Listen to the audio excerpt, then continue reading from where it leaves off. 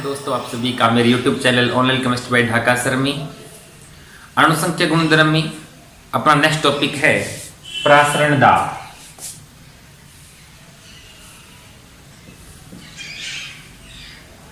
प्रासरण दाब, osmotic pressure. तो प्रासरण दाब की स्टडी करने से पहले हमें कुछ टर्म जो है उनके बारे में पता रहना चाहिए, जैसे विसरण और प्रासरण। तो पहले अपन विसरण को समझें, डिफ्यूजन। जैसे एक बीकर में हम जल भर लें और इस जल में नीली स्याही जो होती है उसकी 3-4 बूंदें डाल दें, तो क्या होगा, जो नीली स्याही है उसकी मात्रा शुरू में यहाँ ज्यादा होगी और धीरे धीरे वो नीली स्याही पूरे जल में समान रूप से फैल जाएगी।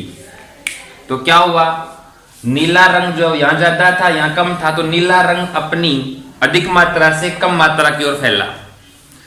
तो मैं यूं बोल सकता हूं कि एक पदार्थ का अपनी उच्च सांद्रता से निम्न सांद्रता की ओर गमन और बिना किसी बाधा के, तो इस गमन को अपन क्या बोलेंगे, विसरण। तो एक पदार्थ का अपनी उच्च सांद्रता से निम्न सांद्रता की ओर बिना किसी बाधा के गमन क्या कहलाता है, भी विसरण कहलाता है। ठीक है, अब बात करते हैं प्रासरण की। तो इसके लिए हम एक एग्जांपल लें, जैसे एक कंटेनर में हम जल भर लें और इस जल से भरे हुए कंटेनर में हम एक द्रोणी लगा दें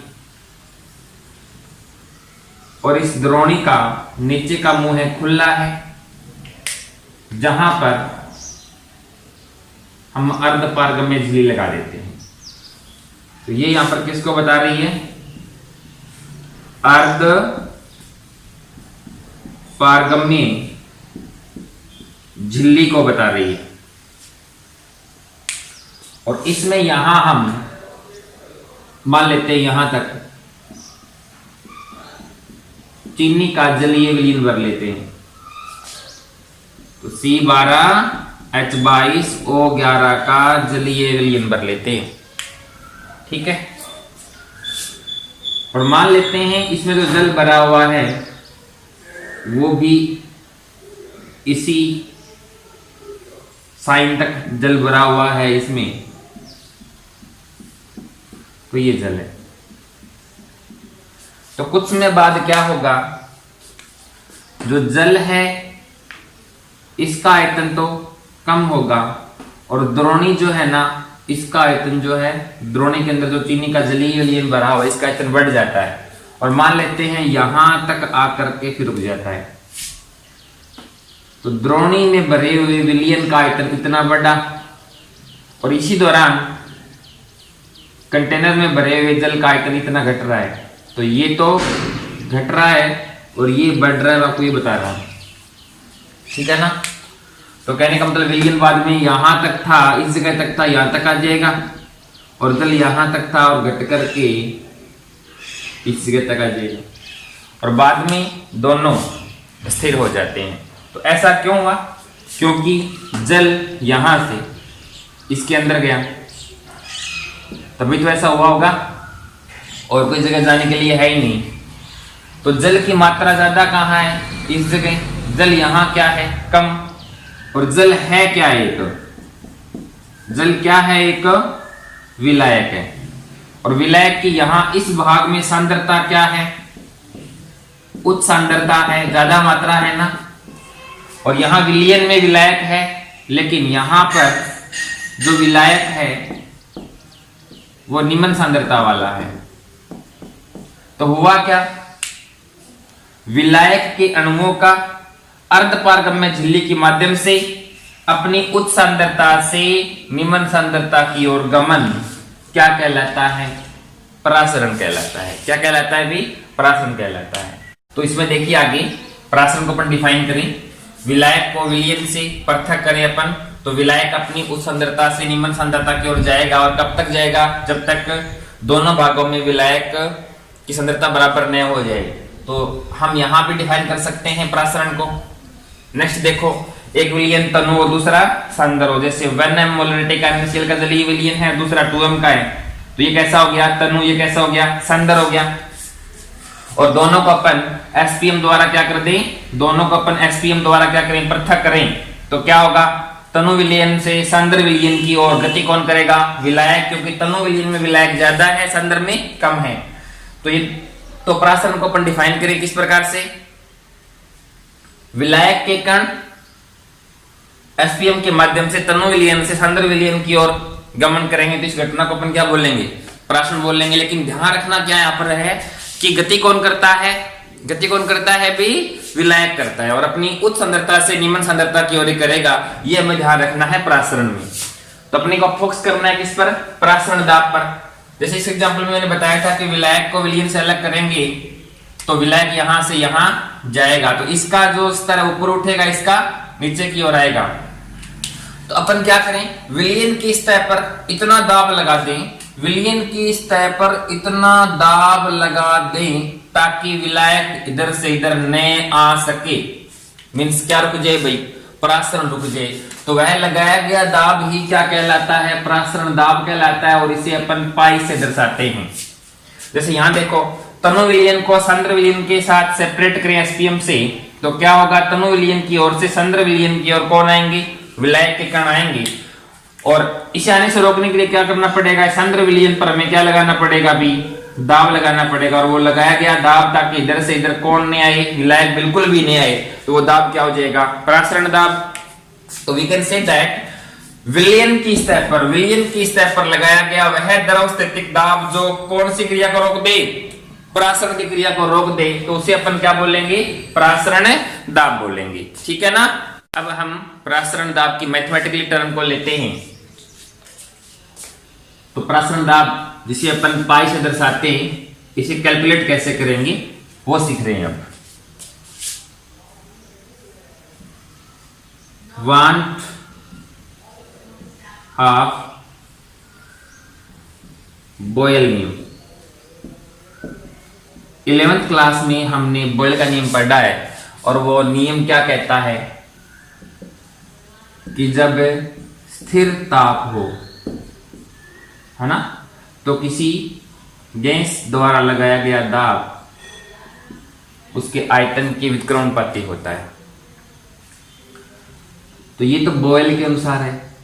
तो बॉयल के अकॉर्डिंग ही वान टॉप ने क्या कहा कि जब ताप क्या होगा? स्थिर होगा, तो विलयन की सतह पर लगाया गया जो दाब है, जिसे अपने परासरण दाब कहते हैं, वो समानुपाती होगा 1 तनुता की। विलयन ज्यादा तनु है तो क्या होगा भी?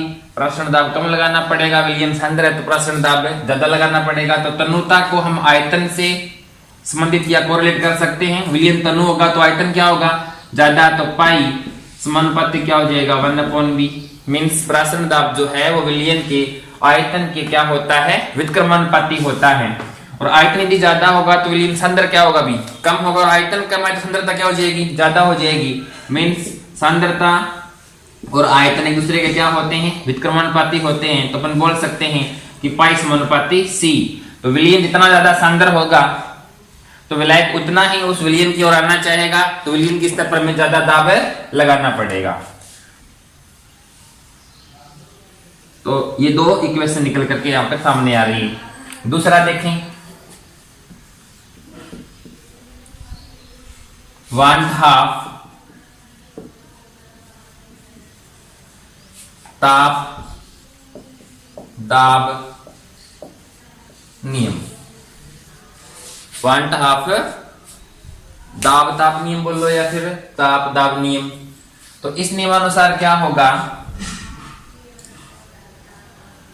जो परासरण दाब है वो समानुपाती होगा ताप के, प्रसारण दाब समानुपाती होगा ताप के। तो यहां पर सांद्रता क्या रहेगी? स्थिर। सांद्रता स्थिर हो तो प्रसारण, सांद्रता स्थिर का मतलब आयतन भी क्या होगा? भी स्थिर होगा। तो प्रसारण दाब जो है वो किसके समानुपाती होगा? ताप के समानुपाती होगा। तो एक ये इक्वेशन होगी, इन दोनों में से कोई सी ले सकते हैं। तो यहां पर इक्वेशन नंबर 1 इसको मान लेते हैं, ये नंबर 2, ये नंबर 3। तो फ्रॉम इक्वेशन 1 व 2 से, तो इक्वेशन 1 और 2 से लें तो पाई समानुपाती किसकी होगी? टी के, और व्युत्क्रमणपाती किसकी हो गई? भी वी के। या फिर पाई इक्वल्स टू एस नया स्थिरांक आ गया और टी अपॉन वी हो जाएगा। यहां पर एस क्या है?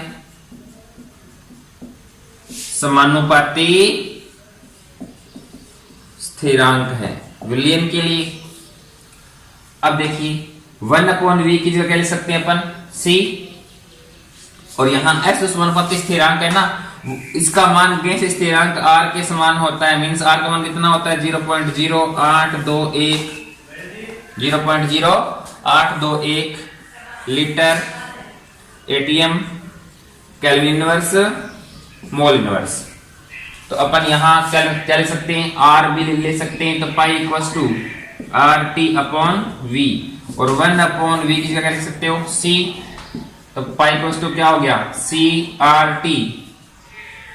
ठीक, तो अपनी लास्ट इक्वेशन क्या निकल के आई थी? Pi equals to CRT। C यहां पर सांद्रता है, और सांद्रता किस रूप में है? मोलरता के रूप में। और मोलरता कैसे निकालते हैं? विलेय के मोलों की संख्या अपॉन विलयन का आयतन किसमें? लीटर में। ये मान यहां रख सकते हैं। तो पाई इक्वल्स टू क्या हो जाएगा? बी एन ए क्या है? विलय के mole upon V solution litre में विलयन का आयतन हो गया, इंटू आर इंटू टी। और एन ए इक्वल्स टू क्या होता है? W A upon M A, विलय का द्रव्यमान अपॉन मोलर द्रव्यमान। तो पाई इक्वल्स टू क्या हो जाएगा?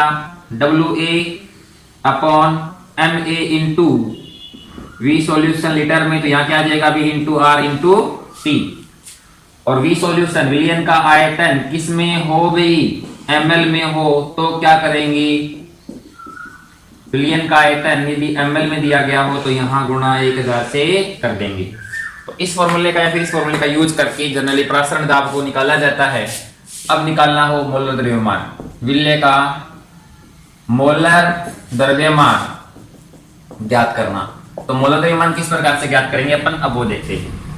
तो यहां पर Ma या फिर Ma क्या है? विलय का मोलर द्रव्यमान। तो मोलर द्रव्यमान निकालना हो तो क्या हो जाएगा? Ma इक्वल्स टू, ये यहां चला जाएगा, ये यहां जाएगा भी। तो WA into R into T into 1000 upon pi into V solution किस में हो? ml में हो तो 1000 आएगा, लीटर में तो 1000 नहीं आएगा। तो इस इक्वेशन का यूज करते हुए हम विलय का जो है वो मोलर द्रव्यमान ज्ञात कर सकते हैं। जैसे देखें, एक अपन क्वेश्चन लेते हैं जिसमें अपने को पाई ज्ञात करना हो। जैसे 27 डिग्री सेंटीग्रेड ताप पर हमें यूरिया का जलीय विलयन दिया गया है। यूरिया का जलीय विलयन है और टेम्परेचर कितना है? 27 डिग्री। जिसकी सांद्रता, यूरिया के जलीय विलयन की सांद्रता जो है वो m/10 है। कितनी है? m/10 है। तो प्रसारण दाब ज्ञात करो। तो क्वेश्चन में क्या क्या दिया हुआ है पहले वो निकाल लेते हैं। टेम्परेचर कितना है? 27 डिग्री सेंटीग्रेड, लेकिन केल्विन में होना चाहिए ना। तो टेम्परेचर कितना है? 27 डिग्री प्लस 273 ऐड कर देंगे तो कितना हो जाएगा? बी 310 केल्विन हो जाएगा, सॉरी 300 केल्विन हो जाएगा। उसके बाद देखिए टेम्परेचर दिया हुआ है, सांद्रता C दी हुई है, कितनी है? 1/10 m, मोलरता ही है। प्रसारण दाब निकालना ही है। तो मैं पाई निकालना हो तो पाई निकालने के लिए सांद्रता दी हुई है, T दिया हुआ है, R चाहिएगा। तो R कितना होता है? पता है हमें 0.0821 litre atm kelvin inverse mole inverse. तो फॉर्मूला क्या है, pi equal to C R T. तो सी कितना है 1/10, आर कितना है भी 0.0821 और टेम्परेचर कितना है 300 केल्विन है। तो इसको हल करेंगे तो 2.46 एटीएम दाब आ जाएगा। मींस यूरिया का जो जलीय विलयन है जिसकी सांद्रता m/10 है, इस ताप पर उसका प्रासरण दाब जो है वो 2.46 एटमॉस्फेयर आएगा। तो अब आगे देखिए, प्रासरण दाब के आधार पर हम विलयन जो है उसका वर्गीकरण कर रहे हैं।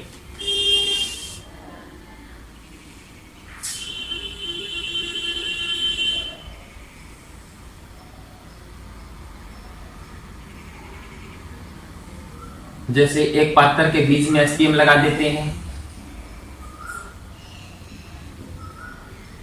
ये एसपीएम है भाई, और दोनों ही साइड समान सांद्रता वाला और समान आयतन वाला विलयन बन लेते हैं। जैसे 1/10 m ग्लूकोज का जलीय विलयन है और यहां भी 1/10 m ग्लूकोज का जलीय विलयन है। दोनों विलयनों की सांद्रता क्या है, समान है, दोनों का आयतन समान है, टेम्परेचर समान है। तो क्या विलायक यहां से यहां जाएगा, नहीं जाएगा। क्या विलायक गमन करेगा किसी भी दिशा में, नहीं करेगा। मींस क्या प्रासरण होगा, नहीं होगा, क्योंकि दोनों विलयनों का प्रासरण दाब क्या है, समान है। तो ऐसे विलयनों को आपस में कहा जाता है, क्या कहा जाता है भी, समपरासरी विलयन कहा जाता है। ऐसे विलयनों को आपस में क्या कहा जाता है, समपरासरी विलयन कहा जाता है। तो या मैं इनको बोल सकता हूं, ऐसे विलयन जिनका प्रासरण दाब क्या होता है, समान होता है, उन्हें अपन क्या बोलेंगे, समपरासरी विलयन बोलेंगे। अब अपन इसमें दूसरा एग्जांपल लेते हैं। जैसे दो भिन्न भिन्न सांद्रता वाले विलयनों को हम एसपीएम द्वारा अलग करें। मैंने क्या बोला है, दो भिन्न भिन्न सांद्रता वाले विलयनों को यदि हम एसपीएम द्वारा पृथक करें तो क्या होने वाला है। जैसे इस भाग में मान लेता हूं 1/10 m सांद्रता वाला ग्लूकोज का जलीय विलयन है, और इस भाग में मान लेता हूं कि 1/20 m सांद्रता वाला ग्लूकोज का जलीय विलयन है। तो इन दोनों को कंपेयर करेंगे तो इसके कंपेयर में ये विलयन कैसा हो जाएगा, ज्यादा सांद्र होगा, और इसकी तुलना में ये विलयन कैसा होगा, तनु होगा। तो यहाँ क्या होगा, तनु विलयन से सांद्र विलयन की ओर विलायक के कण एसपीएम के माध्यम से गमन करेंगे, मींस प्रासरण होगा, और प्रासरण की दिशा तनु विलयन से सांद्र विलयन की ओर होगी। तो कह सकते हैं कि इसका प्रासरण दाब मान लेता हूं मैं π1 है और इसका प्रासरण दाब π2 है। तो π1 ज्यादा होगा किससे, π2 से। तो जिस विलयन का प्रासरण दाब ज्यादा होता है उसे बोला जाएगा अति प्रासरी विलयन। क्या बोला जाएगा, अति प्रासरी विलयन बोला जाएगा। और जिस विलयन का प्रासरण दाब दूसरे की तुलना में कम है, जो तनु वाला है, उसे क्या बोला जाएगा भी, अल्प प्रासरी विलयन बोला जाएगा। क्या बोला जाएगा, अल्प प्रासरी विलयन बोला जाएगा। तो मीन्स जब अति प्रासरी और अल्प प्रासरी विलयन को किस प्रकार से डिफाइन करेंगे, वह विलयन जिसका प्रासरण दाब दूसरे विलयन की अपेक्षा ज्यादा होता है वो अति प्रासरी हो जाएगा, और जिसका प्रासरण दाब दूसरे विलयन की अपेक्षा कम है वो क्या हो जाएगा, अल्प प्रासरी। तो यहाँ एक महत्वपूर्ण क्वेश्चन बनता है कि जब हम अति प्रासरी और अल्प प्रासरी विलयन को एसपीएम द्वारा पृथक करेंगे तो प्रासरण होगा क्या, यस होगा। दिशा क्या रहेगी, अल्प प्रासरी से अति प्रासरी की ओर रहेगी। ठीक है ना। तो अब इसी पर आधारित अपन एक न्यूमेरिकल करें। जैसे 4% सांद्रता वाला यूरिया का जलीय विलयन है, फर्स्ट कंडीशन होगी। और सेकंड कंडीशन है 12% सांद्रता वाला वीवी में है, ये किसी विलय का जलीय विलयन है या यौगिक का जलीय विलयन है। उस विलय को मान लेते हैं ए, और ये आपस में समपरासरी है। इसका प्रासरण दाब कितना है, π1 मान लेता हूं, इसका प्रासरण दाब कितना है, π2 है। तो समपरासरी प्रासरण दाब क्या होगा, समान होगा। जैसे इसका प्रासरण दाब π1 मानो, इसका π2, समपरासरी समान ही तो होगा, प्रासरण नहीं होने वाला है यहाँ पे। तो 4% यूरिया का जलीय विलयन एक अन्य यौगिक जिसकी सांद्रता 12% उसके साथ समपरासरी है, तो इस यौगिक का मूलर द्रव्यमान कितना होगा, ये हमें ज्ञात करना है। ज्ञात करना है यौगिक ए का मूलर द्रव्यमान कितना होगा। तो बहुत आसान है, देखिए किस प्रकार से। यहाँ देखिए 4% जलीय विलयन है, तो WA कितना ले लेते हैं, 4 ग्राम। तो V सॉल्यूशन विलयन का आयतन कितना हो गया, 100 ml में 4 ग्राम है। तो यहाँ WA कितना हो गया, 12 ग्राम। और यहाँ भी V सॉल्यूशन कितना हो जाएगा, फिर 100 ml हो जाएगा। और यहाँ यूरिया का मोलर द्रव्यमान विलय है यूरिया, मोलर द्रव्यमान Ma।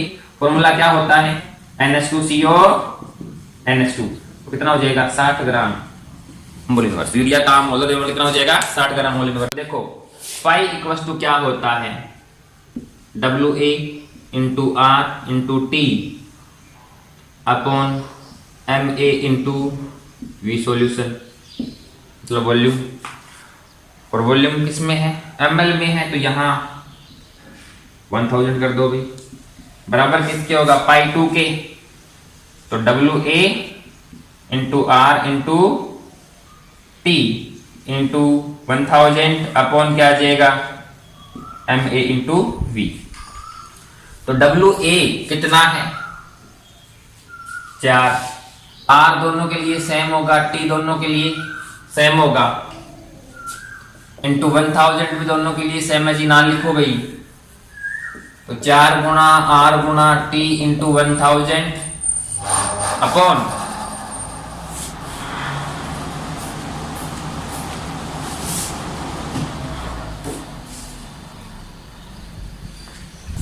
तो अपॉन में क्या आ जाएगा अभी MA कितना है 60 गुणा V कितना है 100, तो 60 गुणा 100 बराबर किसके होगा इसके।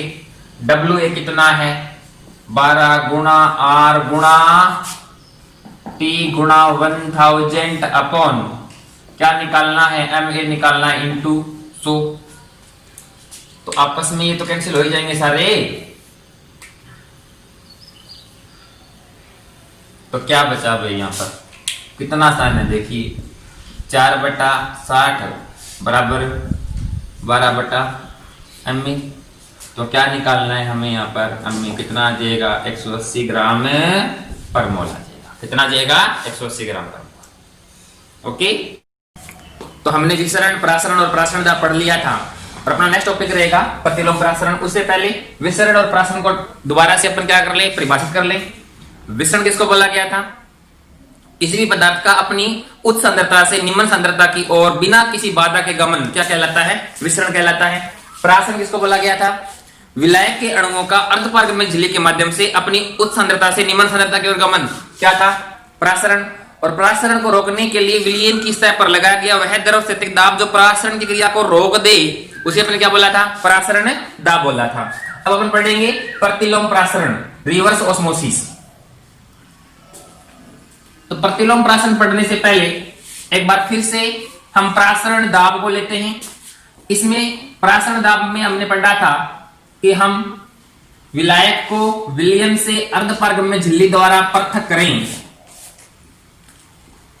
तो विलायक के कण विलयन की ओर आएंगे और विलायक के कणों को रोकने के लिए जो विलयन की सतह पर दाब लगाया था उस दाब को हमने क्या बोला था प्रासरण दाब बोला था। जैसे पार्ट ए में हम भर लेते हैं विलायक और पार्ट बी में भर लेते हैं विलयन। तो यहां विलयन है भाई और इधर विलायक है, ये विलयन हो गया अपना। तो क्या होगा दोनों जगह ओपन है तो विलायक यहां से यहां आएगा और विलायक को एस्टिम के माध्यम से विलयन की ओर आने से रोकने के लिए जो हम विलयन की सतह पर क्या लगाएंगे दाब लगाएंगे, वो दाब क्या कहलाता है प्रासरण दाब कहलाता है। तो प्रासरण दाब जो है वो जितना इस विलयन का प्रासरण दाब है उतना दाब हम यहां लगा देंगे तो विलायक के कण इधर नहीं आएंगे, मींस प्रासरण की क्रिया रुक जाएगी। अब अपन प्रतिलोम प्रासरण को परिभाषित करें उससे पहले यहां एग्जांपल लें। देखो यहां जो दाब है जो विलयन की सतह पर अपन दाब लगा रहे हैं वो दाब मान लेते हैं P है और इस विलयन का प्रासरण दाब कितना पाई। हमारे द्वारा लगाया गया दाब विलयन के प्रासरण दाब से यदि कम हो, हमारे द्वारा लगाया गया दाब इस विलयन के प्रासरण दाब से कम हो तो विलायक इधर आएगा, मींस प्रासरण होगा। दूसरा हमारे द्वारा लगाया गया दाब विलयन के प्रासरण दाब के बराबर हो तो प्रासरण नहीं होगा, मींस प्रासरण की क्रिया रुक जाएगी। और तीसरा हमारे द्वारा लगाया गया दाब विलयन के प्रासरण दाब से ज्यादा हो तो क्या होगा भाई, तो क्या होगा विलायक अपनी निम्न सांद्रता से उच्च सांद्रता की ओर गमन करेगा, मींस प्रासरण के बिल्कुल विपरीत प्रक्रिया हो जाएगी। प्रासरण के बिल्कुल विपरीत प्रक्रिया को क्या बोला जाएगा फिर प्रतिलोम प्रासरण। तो देखिए अब इसको परिभाषित करते हैं। यदि हम विलयन के स्तर पर विलयन के प्रासरण दाब से अधिक दाब लगा दें तो विलायक के कण अपनी निम्न सांद्रता से एसपीएम के माध्यम से उच्च सांद्रता की ओर जाएंगे, जो प्रासरण के बिल्कुल विपरीत प्रक्रिया होती है। तो इसे क्या बोला जाता है? प्रतिलोम प्रासरण बोला जाता है, रिवर्स ओस्मोसिस बोला जाता है। घरों में पानी को साफ करने के लिए हम क्या लगाते हैं? आरओ। तो what is the full form of RO? Reverse osmosis, प्रतिलोम प्रासरण। और इस मेथड से हम समुद्री जल को भी शुद्ध कर सकते हैं। कैसे? देखो, यहां क्या भर लेंगे? समुद्री जल या गंदा जल। इधर क्या है? शुद्ध जल। बीच में क्या लगा देंगे? एसपीएम। तो समुद्री जल विलयन हो गया ना। विलयन के स्तर पर उस विलयन के प्रासरण दाब से अधिक दाब लगाओगे तो ओनली कौन? विलायक। और विलायक कौन है? जल के कण इधर जाएंगे, तो इधर केवल कौन जाएगा? जल, और गंदगी यहां रह जाएगी। तो जल के शुद्धिकरण में किसका यूज किया जाता है? प्रतिलोम प्रासरण का यूज किया जाता है। तो देखो, तीन कंडीशन थी ना। हमारे द्वारा लगाया गया दाब कम हो, प्रासरण दाब से बराबर हो और ज्यादा हो। तो इसको एक सिंपल से एग्जांपल से समझें। जैसे यहां से वाटर सप्लाई आ रहा है, मींस वाटर वर्क से इधर से पानी आ रहा है पाइप में, ठीक है। और ये हमारा घर है और घर में पानी आ रहा है लगातार, अपने आप आ रहा है ना। अब हम यहां देखो, यहां जो जल आ रहा है वो मान लेते हैं दाब P1, प्रेशर P1 से आ रहा है। यहां कोई दाब है ही नहीं, ओपन है, पानी गर्म में आ रहा है। अब हम यहां से दाब लगाएं, इसके अपोजिट हमारे द्वारा लगाया गया दाब P2 है। अरे पाइप को मुंह में ले लो और फूंक लगाओ जोर से। तो हम दाब लगा रहे हैं ना, हमारे द्वारा लगाया गया दाब कम रह जाएगी और इधर से जो प्रेशर है वो ज्यादा हो, मींस ये कंडीशन हो, तो क्या आएगा? पानी तो इधर आएगा ही। यदि पाइप मुंह में है तो साइड से क्या निकलेंगी? पिचकारियां निकलेंगी, ठीक है ना। मींस प्रासरण तो होगा। पहली कंडीशन क्या होगी? हमारे द्वारा लगाया गया दाब प्रासरण दाब से कम हो तो प्रासरण होगा, मींस जल गिराएगा, ठीक है। दूसरा, हम और जोर लगाएं, मींस और ज्यादा तेजी से क्या लगाएं? फूंक लगाएं यहां पर, और इतना जोर लगाएं कि जो इधर से प्रेशर से जल आ रहा है और हमारे द्वारा लगाया गया प्रेशर क्या हो जाए? बराबर हो जाए। तो जल पाइप में बहना रुक जाएगा, मींस हमारे द्वारा लगाया गया दाब प्रासरण दाब के बराबर हो तो प्रासरण की क्रिया रुक जाएगी। सेम वही स्टोरी हो गई। तीसरी कंडीशन, अपन और जोर लगाएं, और ज्यादा पावर से जोर लगाएं, और जल जो जिस प्रेशर से आ रहा है वो P1, हमारे द्वारा लगाया गया प्रेशर P2 है, और हमारे द्वारा लगाया गया प्रेशर यदि ज्यादा हो जाए, हालांकि पॉसिबल नहीं है, करके देख लेना चाहिए, और लगा दें सपोज दैट, तो क्या होगा? यहां से जो अपन इधर प्रेशर लगा रहे हैं वो ज्यादा और ये कम, तो भाई वाटर वर्क्स की ओर पानी चला जाएगा, होगा कि नहीं? ये तो कर रहे हैं। तो प्रतिलोम प्रासरण में क्या कर रहे हैं? हम जो दाब लगा रहे हैं विलयन की स्तर पर वो प्रासरण दाब से ज्यादा है, तो प्रासरण के बिल्कुल अपोजिट प्रतिलोम प्रासरण हो जाएगा, ठीक है। तो मेरे ख्याल से प्रासरण, प्रतिलोम प्रासरण, प्रासरण दाब आपको अच्छे से समझ आ गया होगा। तो प्रासरण से संबंधित हम यहाँ एग्जांपल लेते हैं। जैसे एक पात्र में जल है और इस जल में हम एक पिचकी हुई किशमिश को रखते हैं। सभी जानते हैं ना किशमिश क्या होती है? पिचकी हुई किशमिश को रखते हैं। तो देखो, किशमिश पिचकी हुई है तो अंदर जल क्या है? कम है, और बाहर जल क्या है? ज्यादा है। तो किशमिश की जो बाहरी सतह है ये अर्धपर्ग में झिल्ली का काम करेगी, तो जल की सांद्रता ज्यादा यहाँ है ना, और यहाँ क्या है? कम। तो यहाँ पे क्या होगा? जल अपनी उच्च सांद्रता से निम्न सांद्रता की ओर जाएगा। ऐसा होगा तो आफ्टर सम टाइम, कुछ समय के बाद क्या होगा भाई? जो आपकी किशमिश है वो पूरे तरीके से फूल जाएगी। किशमिश के अंदर किसकी मात्रा आ जाएगी? जल की मात्रा आ जाएगी, और बाहर ये जल था ही। तो मीन्स पिचकी हुई किशमिश को आपने जल में रखा तो जल इसके अंदर चला गया, तो जल अंदर जा रहा है ना, तो इस प्रोसेस को बोला जाएगा अंतः प्रासरण। क्या बोला जाएगा इस प्रोसेस को? अंतः प्रासरण, एंडो ओस्मोसिस। ओके, दूसरा एग्जांपल लें। जल एक पात्र में भरा हुआ है और साथ में नमक है, और मान लेते हैं नमक का जलीय विलयन है जो बहुत ज्यादा सांद्र है, ठीक है। और इसमें हम फूली हुई किशमिश रख दें, फूली हुई किशमिश रख दें, तो ये क्या हो गई भी? फूली हुई किशमिश हो गई। और मान लें कि बाहर जल कम है, क्योंकि नमक भी तो है ना बाहर जल कम है और किशमिश के अंदर जल ज्यादा है। तो जल की सांद्रता ज्यादा कहां हुई? किशमिश के अंदर। जल कम कहां है? बाहर है। तो क्या होगा? जल अपनी उच्च सांद्रता से निम्न सांद्रता की ओर गमन करेगा, ठीक है ना। तो जल बाहर निकलेगा। तो इस प्रोसेस को बोला जाएगा बहिःप्रासरण। इस प्रोसेस को क्या बोला जाएगा? बहिःप्रासरण, एक्सो ऑस्मोसिस। क्या बोला जाएगा? एक्सो ऑस्मोसिस। और आफ्टर सम टाइम क्या होगा? फिर किशमिश वापस पिचक जाएगी क्योंकि जल बाहर निकल चुका होता है। अब अपना एग्जांपल लें, जैसे खेतों से ताजा गाजर लेकर के आए, बिल्कुल ताजा फ्रेश गाजर है, उसको धूप में रख दें तो क्या होगा? गाजर के अंदर जो जल है वो बाहर निकलेगा। तो मीन्स गाजर से जल बाहर निकल रहा है तो वो कौन सी प्रक्रिया हो गई? एक्सो ऑस्मोसिस, ठीक है। और गाजर जो है वो बिल्कुल लचीली हो जाएगी। इसी प्रकार से हम बगीचे में जाएं, ताजा पुष्प फ्लावर जैसे गुलाब का फूल है वो तोड़ करके लेके आए, बिल्कुल खिला हुआ है, और वो घर में रख दे, थोड़ी देर बाद में क्या होगा? धीरे धीरे फूल थोड़ा मुरझाएगा। इसका मीनिंग क्या हुआ? उसके अंदर जो जल है वो बाहर निकल रहा है। मीन्स वो भी किसका एग्जाम्पल है? बहिःप्रासरण का है।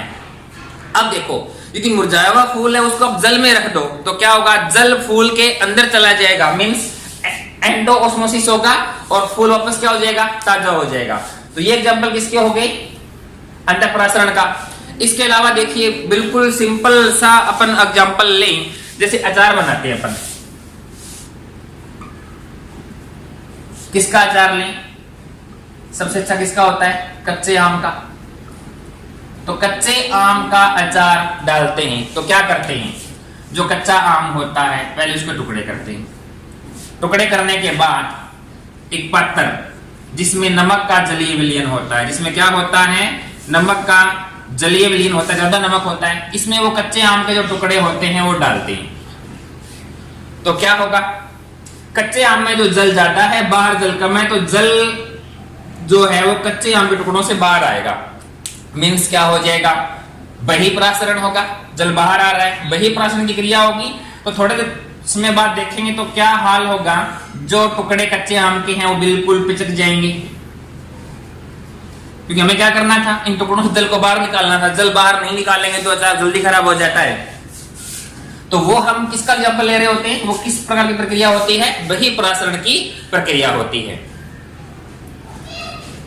इसके अलावा देखो, जैसे जो अचार डालते हैं तो जनरली अचार में नमक की मात्रा क्या होती है? ज्यादा होती है। सपोज करो, नमक ज्यादा क्यों होता है अचार में, और अचार जल्दी खराब क्यों नहीं होता है? बिल्कुल सिंपल सी वजह है।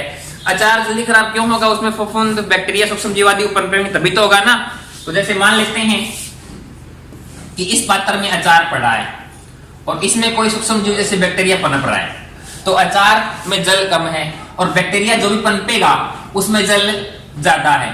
तो जल बैक्टीरिया के अंदर से बाहर निकलेगा तो बैक्टीरिया में क्या हो जाएगी? जल की हानि हो जाएगी और जिसके कारण बैक्टीरिया मारा जाएगा, ठीक है ना। तो यहाँ बैक्टीरिया का क्या हो गया? बहिःप्रासरण, जिससे बैक्टीरिया जो पनपेंगे तो वो नष्ट हो जाएंगे। इसीलिए अचार में नमक की मात्रा क्या होती है? ज्यादा होती है। Okay, thank you.